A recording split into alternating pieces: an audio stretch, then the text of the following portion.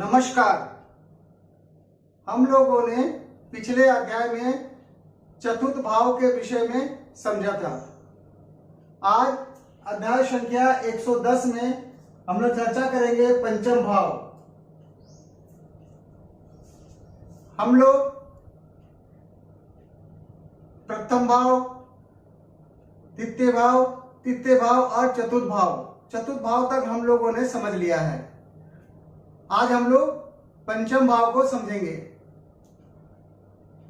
एक एक शब्दों में पंचम भाव को शुद्ध भाव भी कहा जाता है या संतान भाव कहा जाता है। शुद्ध भाव या संतान भाव कहा जाता है। आज हम लोग संतान भाव को श्लोक के माध्यम से समझेंगे। यह श्लोक हमने बृहत्पराशर पुस्तक से ली है। इस श्लोक के माध्यम से हम लोग यह समझेंगे कि जातक को संतान का सुख प्राप्त होगा या नहीं होगा।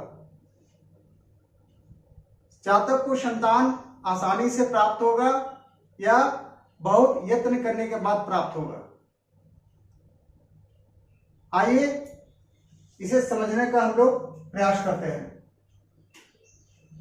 पहला श्लोक, अथ पंचम भावस्थ कथामि फलम द्विज। अर्थात पराशर ऋषि और उनके शिष्य मैत्रेय जी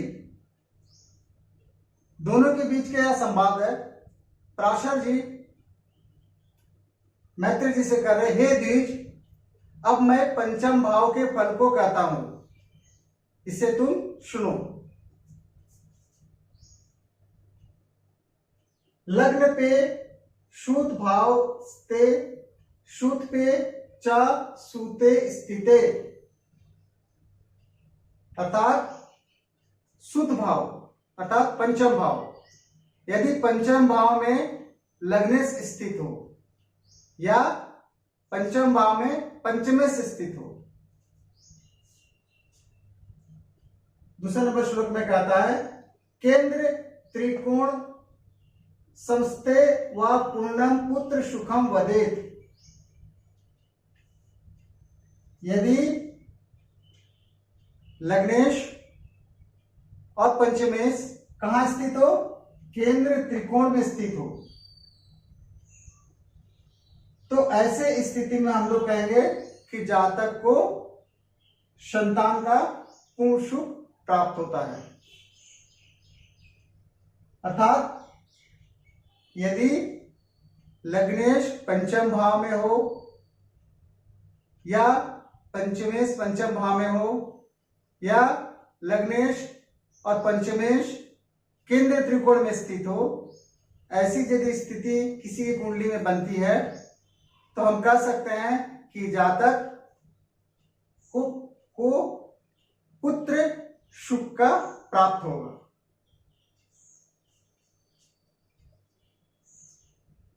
षष्ठा अष्टम व्यय स्ते तु सुताधीशो तव पुत्रता। षष्ठा अष्टम व्यय स्ते, यदि पंचमेश छठे भाव, आठवें भाव और 12वें भाव में स्थित हो। कौन सा स्थान में स्थित हो? छठा भाव, आठवां भाव और 12वें भाव में स्थित हो, तो हम लोग कहेंगे कि संतान का अभाव होगा। आइए 3 नंबर श्लोक को समझते हैं। सुतेषे अस्तम गते वापि पापा क्रांते चा निर्बले। सूते से अस्तम अर्थात यदि पंचम का स्वामी अस्त हो, पापा क्रांते अर्थात पंचम का स्वामी पाप के प्रभाव में हो। पाप के प्रभाव में अर्थात पाप ग्रह के साथ हो, युत हो या पाप ग्रह से दृष्ट हो या निर्बल हो, तो तथा न जायते पुत्रो जातो व म्रियते ध्रुवम। तदा न जायते पुत्रो जातो। अगर ऐसी स्थिति होती है तो आप कह सकते हैं उन्हें संतान का अभाव होता है। यदि संतान हो जाए तो वह जीवित नहीं रहता है। म्रियते ध्रुवम, वह म्रियते ध्रुवम, यदि संतान हो भी जाए तो वह जीवित नहीं बचता है। अर्थात इसे पूरा समझ लेते हैं हम लोग कि पंचम निर्बल कब कब होगा। पंचम निर्बल होगा यदि पंचमेश छठा, आठवां और 12वां स्थान में बैठा हो, अस्त हो और पापग्रह से प्रभावित हो। ऐसी स्थिति अगर हो तो हम लोग कह सकते हैं कि जातक को संतान का शुभ का अभाव होगा। और यदि संतान हो जाए तो जीवित बचने की संभावना कम होती है। आइए आगे श्लोक को समझते हैं। षष्ठ स्थाने सुताधीशो लग्नेशे कुज संयुक्ते म्रियते प्रथमापत्यम काकबंध्या च गेहिनी। अर्थात यदि पंचमेश कहां हो, छठे स्थान में हो, और लग्नेश और मंगल एक साथ युक्त हो, और यदि जातक का प्रथम संतान नष्ट हो जाता है, नष्ट हो गया हो, तो ऐसी स्थिति में उसकी पत्नी काकबंध्या होती है। कौन सी स्थिति में? यदि पंचमेश छठे भाव में हो, लग्नेश और मंगल दोनों एक साथ युक्त हो और प्रथम संतान नष्ट हो गया हो, तो ऐसी स्थिति में उसकी पत्नी काकबंध्या हो जाती है। काकबंध्या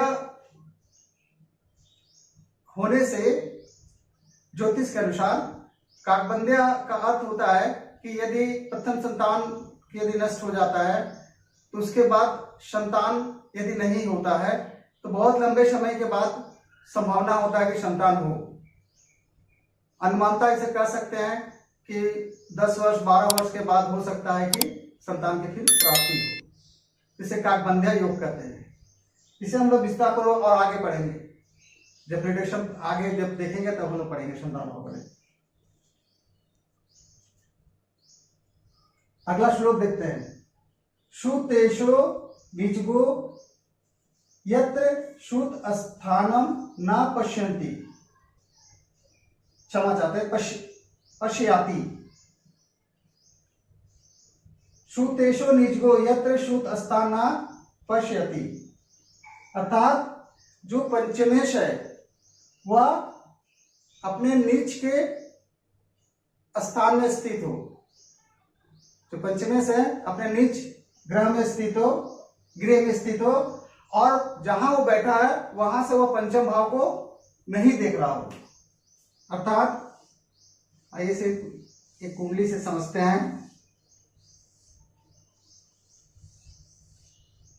मान लेते हैं कि 5 नंबर राशि है, तो इसका स्वामी कौन हो गया? सिंह राशि हो गया। इसका स्वामी कौन हो गया? सूर्य। तो सूर्य क्या हो गया? पंचमेश। पंचमेश ऊंच का कहां होता है? मेष राशि में। नीच का कहां होता है? तुला राशि में।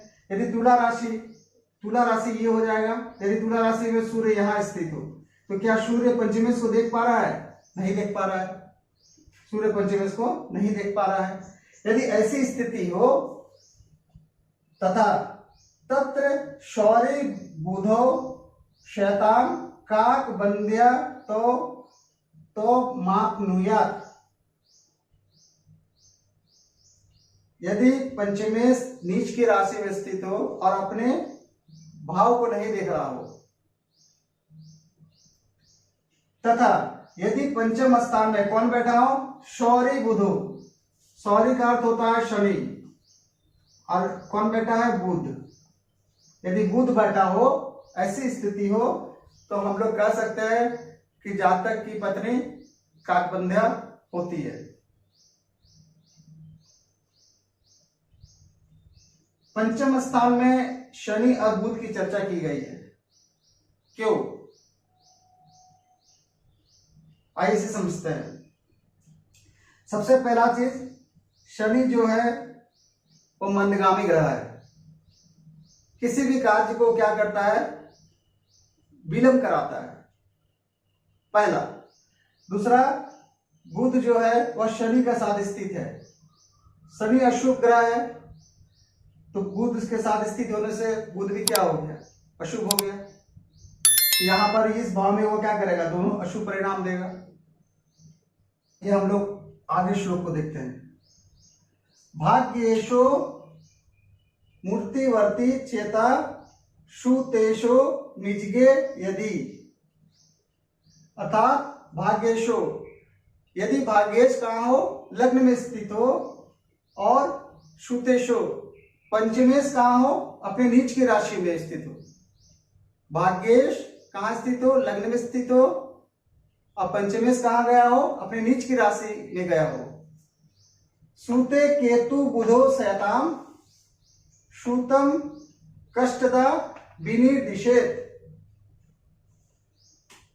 क्या क्या क्या हम लोगों ने यहां देखा, पहले देखा कि भाग्येश लग्न में स्थित हो और सुतेश अपनी नीच राशि में स्थित हो, तथा शुद्ध भाव में कौन कौन स्थित हो, शुद्ध भाव में केतु और बुध स्थित हो, केतु और बुध स्थित हो।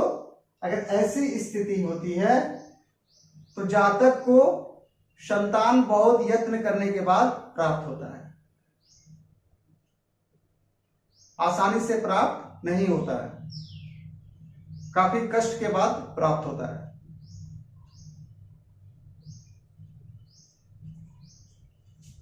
आइए अगला श्लोक को समझते हैं।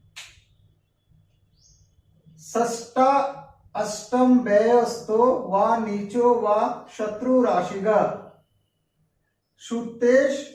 सुतेश्चा सुते तस्य कष्टात् पुत्रम विनिर्दिशेत। अर्थात यदि पंचम भाव का स्वामी छठे, आठवें और 12वें स्थान में हो, या नीच का हो, या शत्रु राशि का हो, या छठे, आठवें, 12वें का स्वामी शुद्ध भाव में स्थित हो, अगर ऐसी स्थिति होती है तो हम लोग कह सकते हैं कि जातक को संतान बहुत यत्न करने के बाद प्राप्त होता है, अर्थात बहुत कष्ट करने के बाद उन्हें प्राप्त होता है, ऐसा हम कह सकते हैं। विनिर्दिशेत, ऐसा हम लोग कह सकते हैं।